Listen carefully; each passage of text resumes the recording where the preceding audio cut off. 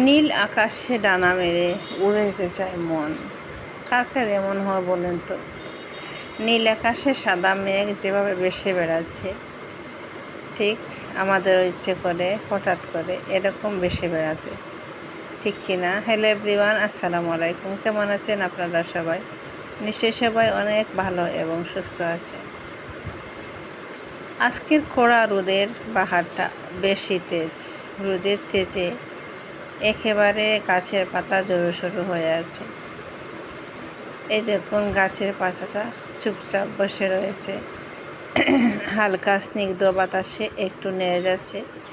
আর সুপারি গাছগুলো একদম এক পায়ে দাঁড়িয়ে আছে মাথার উপর, নীল আকাশ দেখবে বলে। নীল আকাশ, আসলে আকাশটা নীল, অনেক সুন্দর লাগছে দেখতে। আর সাদা মেঘ যখন ভেসে বেড়াচ্ছে তখন তো আরও বেশি ভালো লাগছে। আমাদের দৈনন্দিন জীবনে আমরা সবাই চাই ভালো থাকতে হলে অবশ্যই আমাদের ভালো কাজ করতে হবে। আমরা যদি ভালো কাজ করি তাহলে আমরা অবশ্যই ভালো থাকবো, কারণ ভালো কাজ করলে আল্লাহ সবাইকে ভালো রাখেন, সুস্থ রাখেন, শান্তিতে রাখেন। এই পৃথিবীতে ভালো মানুষের সংখ্যা অনেকখানি কমে যাচ্ছে। দিনের পর দিন মানুষ যখন এই যে হামাগুড়ি দিচ্ছে, অন্যায়ের প্রতি অন্যায়ের দিকে ধাবিত হচ্ছে। বিশেষ করে মানুষের লোভে মানুষ অন্যায়ের দিকে বেশি ধাবিত হচ্ছে। অন্যায় কাজ মানুষ বেশি করতে চায়। আমার গলাটা ভেঙে গিয়েছে।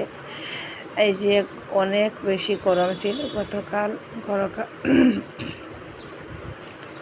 গরমের ছুটে ঘামের ছুটে, তাই ঠান্ডা লেগে গলাটা একটু ভেঙে গিয়েছে।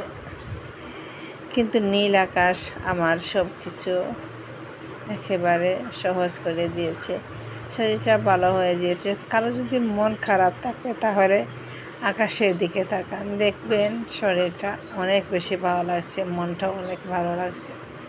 নারকেল গাছে অনেক সুন্দর নারকেল ঝুলে আছে, দেখতেও বেশ লাগছে। যে কোনো ফলের কাছে যদি ফল ধরে, সবজি গাছে সবজি ধরে, তাহলে যতটুকু দেখতে ভালো লাগে, খেতে না তার চেয়ে বেশ লাগে।